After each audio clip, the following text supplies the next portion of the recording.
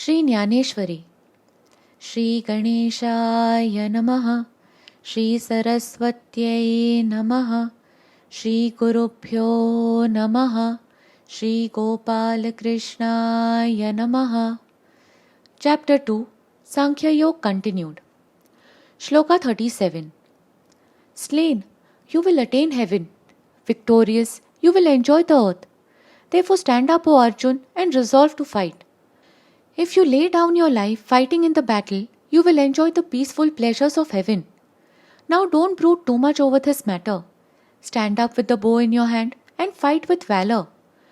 When a person performs his duty, all his faults become dissolved.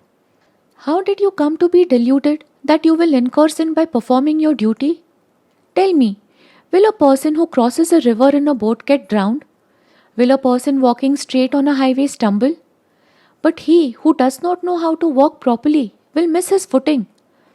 If a person drinks milk mixed with poison, he will surely die. Likewise, a person incurs sin if he does his duty with the motive of gain. Therefore, if you perform your duty as a warrior and fight disinterestedly, then it is not sinful. 38. Hold alike pleasure and pain, gain and loss, victory and defeat, and get ready for battle. Then you will not incur sin. A person should not be elated by pleasure or depressed by pain, nor should he mind gain or loss. He should not feel anxious about victory in war or about loss of his life on the battlefield. While discharging his duty, he should bear patiently what falls to his lot. When his mind attains to this state, he does not incur sin. So you must carry on the fight without any anxiety. 39. What has been told to you so far is the Sankhya view. Imbued with this knowledge, O Partha, you will cast off the bonds of action. So far I have described to you in a nutshell Sankhya Yoga.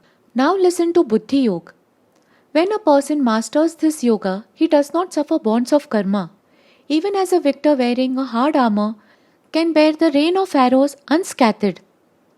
40. In this, there is no loss of effort nor lapse by non-performance. Even a little of this yoga saves one from great fear. By this yoga, one does not miss worldly pleasures nor liberation. If it is interrupted in the middle, it remains intact. One should live performing actions, but without an eye on their fruits.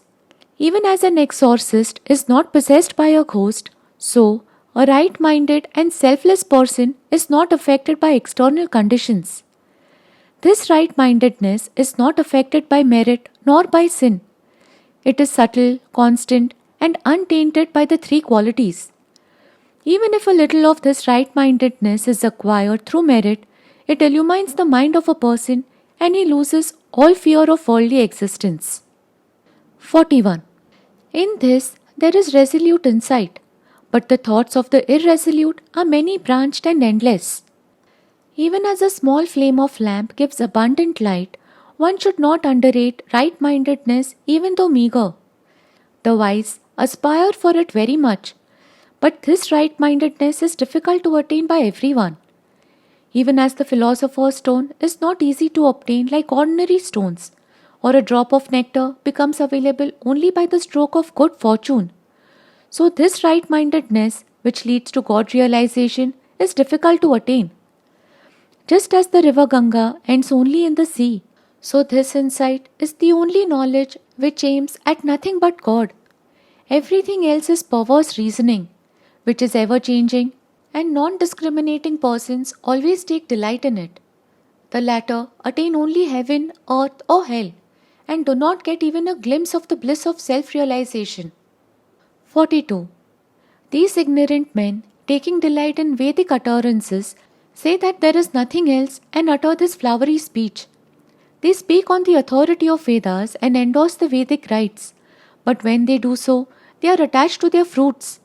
They say one should be born in this world and perform sacrifices and other rites and enjoy the delectable pleasures of heaven. Other than these celestial pleasures, there is naught else which conduces to constant joy. So say these persons of dull wit. 43.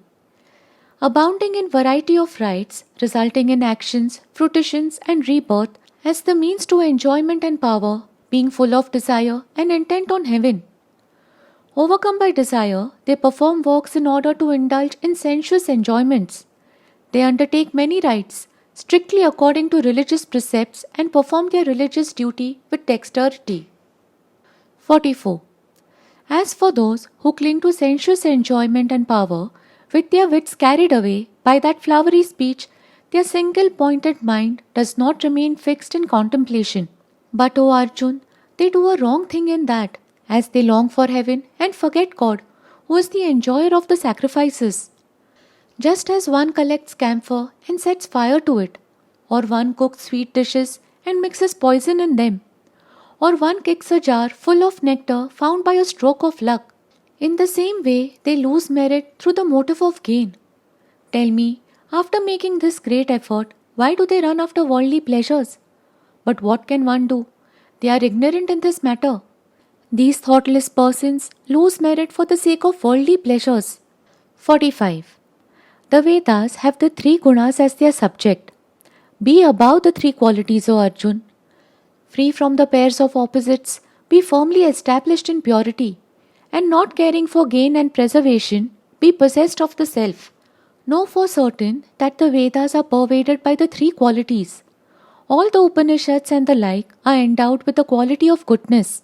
Other religious texts are imbued with passion and darkness as they speak of rites which lead to heaven. Knowing that they only cause pleasure and pain, do not entertain them in your mind. Give up the sense of me and mine, and do not for a moment forget the bliss flowing from the self. 46. Whatever use a well has in a place flooded with water, that much use there is in the Vedas for an enlightened person. Though the Vedas speak of a variety of religious rites, we should accept only those that are conducive to our benefit.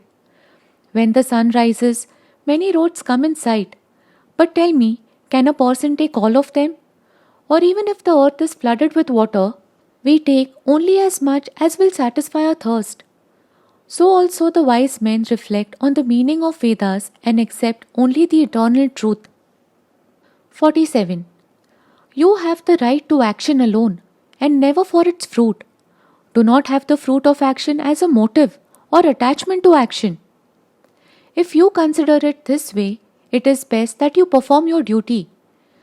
After full consideration, I have come to this view that you should not give up your prescribed duty. But without hankering after the fruit of action or resorting to wicked deeds, you should perform only good deeds disinterestedly. 48. Engaged in yoga, cast off attachment and perform actions. Remaining even-minded in success or failure, this equanimity is called yoga. So Arjun, adopting yoga and giving up attachment to the fruit of action, you should perform actions with diligence. Don't be elated too much if you are lucky to finish the work undertaken. Also, do not become frustrated if for some reason you are not able to see it through. Whatever action you undertake, you should dedicate it to God. Then you should rest assured that it is rendered perfect. This equanimity of the mind in regard to good and bad deeds is praised as the yogic state by eminent men. 49. Inferior by far is mere work to this yoga of discernment. Take refuge in right-mindedness. Wretched are those who seek reward. 50.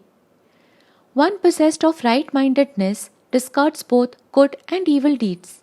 Therefore devote yourself to yoga. Yoga is skill in action. Know that this equanimity of mind is the essence of yoga, in which the mind becomes possessed of discernment. Compared to Buddhi Yoga, the path of action seems far inferior to it. But only if you perform action, you will attain to this yoga, culminating in the yogic state. Therefore, Arjun, keep your mind steady on this potent Buddhi Yoga by giving up desire for the fruits of action. Those who pursued this yoga crossed over the worldly existence and went beyond the bondage of merit and demerit. 51. Wise men, possessed of knowledge, by giving up the fruits of action, are freed from the bonds of birth and death and reach the abode beyond evil. Even if the wise men perform actions, they are not affected by their results, and so they escape the vexations of death and rebirth. When they become endowed with Buddhi Yoga, they attain to the eternal state of bliss.